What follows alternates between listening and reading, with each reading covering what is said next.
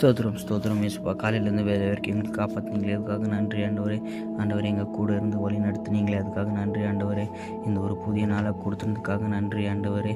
எந்த ஒரு கஷ்டம் வந்தாலும் துன்பம் வந்தாலும் நீங்கள் எங்கள் கூட இருந்து வழி நடத்துனீங்களே, அதுக்காக நன்றி ஆண்டவரே. வாழ்வில் எதிர்ப்புகள் வந்தாலும் பயப்படாதபடி எங்களுக்கு தைரியம் தாரும். கர்த்தரே, சோதனைகள் வந்தாலும் சந்தோஷங்கள் வந்தாலும் உங்களை மறக்காத இதயம் தாரும். இயேசுப்பா, எங்கள் குடும்பத்தை ஆசீர்வதிங்க ஆண்டவரே. ஆண்டவரே, எல்லாரையும் ஆசீர்வதிங்க ஆண்டவரே. யாருக்கும் எந்த நோய் நொடிதல் படி நீங்கள் தாசிப்பா கூட தாசனும் இயேசுவின் மூலம் ஜெபிக்கிறேன் நல்ல பிதாவே, ஆமென்.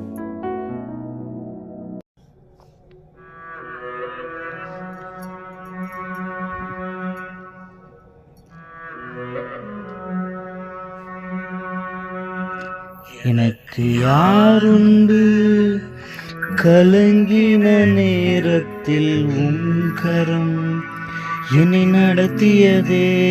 எனக்கு யாருண்டு கலங்கின நேரத்தில் உங்கரம் என்னை நடத்தியதே.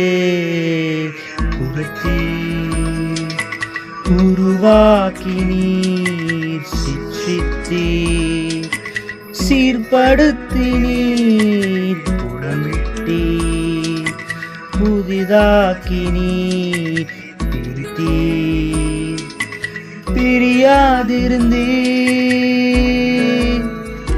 எனக்கு யாருண்டு கலங்கின நேரத்தில் உங்கரம் என்னை நடத்தியதே.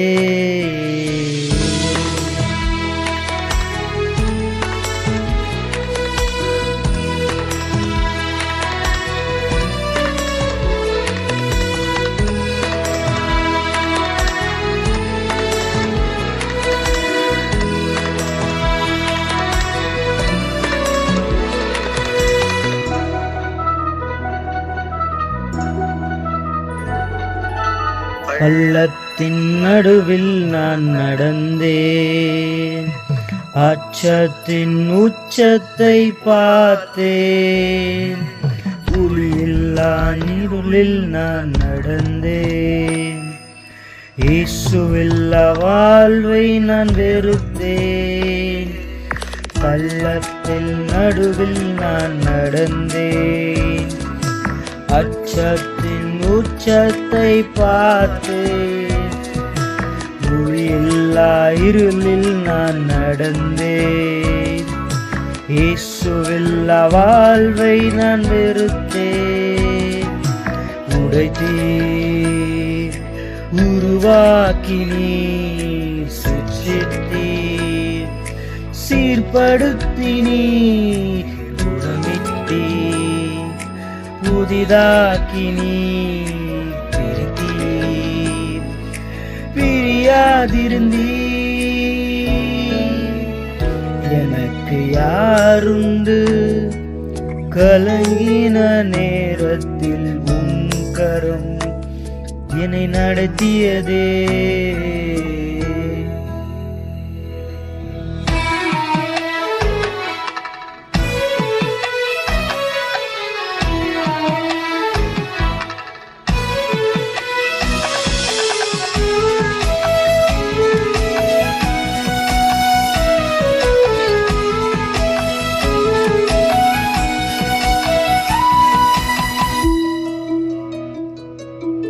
மரணத்தின் விளிம்பில் நான் இருந்தேன், பாதாள குழியில் நான் நடந்தேன்.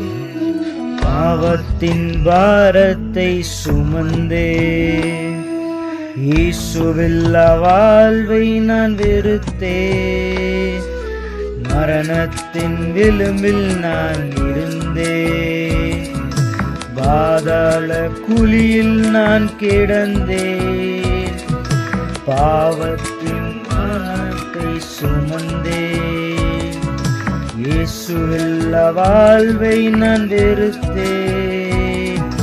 உடைத்தீர், உருவாக்கி நீர் சிற்றித்தீர், சீர்படுத்தி நீர் பெரிதாக்கி நீர் பிரியாதிருந்தீ. எனக்கு யாருண்டு கலங்கின நேரத்தில் உன் கரம் என்னை நடத்தியதே.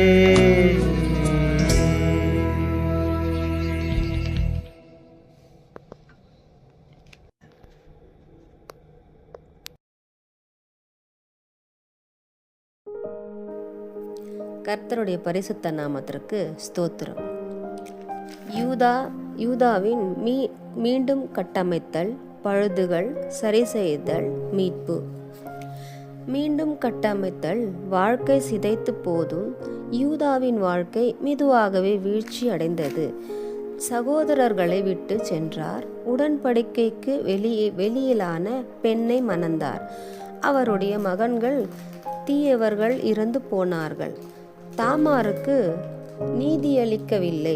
பயம் காரணமாக தமக்கேற்பட வேண்டிய பொறுப்பை தவிர்த்தார். தாமாரும் முற்றிலும் உடைந்த வாழ்க்கையில் இருந்தாள். இருமுறை விதவையானாள். தவிர்க்கப்பட்டால் வீட்டுக்கு அனுப்பப்பட்டாள். அவளுக்கு உரிய நீதியும் உரிமையும் மறுக்கப்பட்டது. இதுதான் அந்த மீண்டும் கட்டமைப்பதற்கான நேரம். எல்லாமே முற்றிலும் நொறுங்கிய போனது போல தோன்றும் நேரம். ஆனால் உண்மை என்ன? தேவன் இன்னும் கட்டமைத்து கொண்டிருந்தார். தேவன் இன்னும் தமது வாக்குத்தத்தத்தை நிறைவேற்றி கொண்டிருந்தார். தேவன் இன்னும் மனிதர்களின் குழப்பங்களிலும் வேலை செய்து கொண்டிருந்தார். சில நேரங்களில் கட்டமைப்பு நொறுங்கிய இடத்தில்தான் தொடங்கும். இரண்டாவது, பழுதுகளை சரி செய்தல். பாவத்தை எதிர்கொண்டு பொறுப்பேற்பது. இந்த கதையின் திருப்புமுனை ஒரு வசனத்தில். அவள் என்னை விட நியாயமானவள். ஆதியாகமம் 38:26 நம்ம பார்க்குறோம். யூதா குற்றமிடுவதை நிறுத்துகிறார். மறைவானதை நிறுத்துகிறார்.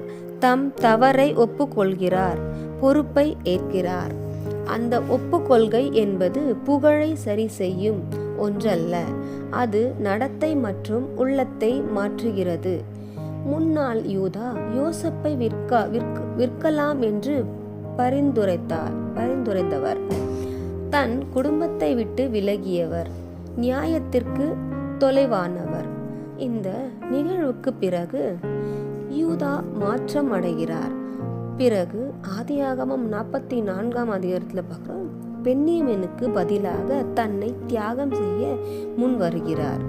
பழுதை சரி செய்வது பசியத்துடன் தொடங்குகிறது. நாம் எதிர்கொள்வதை தவிர்க்க முடியாது. மூன்றாவது மீட்பு. தேவன் அசுத்தமானதை தூய்மையாக மாற்றுகிறார். தாமார் இரட்டை குழந்தைகளை பெற்றாள். பேரசும் சேராக்கும்.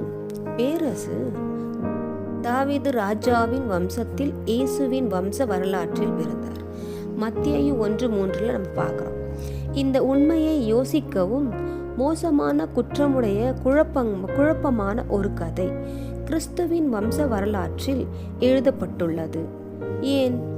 தேவன் நம் கதைகளை மீண்டும் மீட்டுக் கொள்கிறார். தாமார் மறைக்கப்படவில்லை. யூதா தள்ளப்படவும் இல்லை. தவறு கடைசியில் அத்தியாயமும் அல்ல. மீட்பு என்றால் உங்கள் மோசமான தருணம் உங்கள் முடிவாகாது. உண்மை ஒப்புக்கொள்வது உங்கள் வாரிசு தன்மையை மாற்றும். தேவன் அவமானத்திலும் அருளை நுழைக்கும். இதனுடைய முக்கியமான செய்தி, யூதா நமக்கு சொல்லுகிறார், பொறுப்பேற்பது மாற்றத்தை தரும். தாமார் நமக்கு சொல்லுகிறார், தேவன் மறைக்கப்பட்டவர்களையும் நீதி காக்கிறார். இவர்கள் இருவரும் சேர்ந்து சொல்லுவது தேவனுடைய திட்டம் மனிதருடைய தோல்விக்கு மேல் நிற்கிறது. ஆமேன்.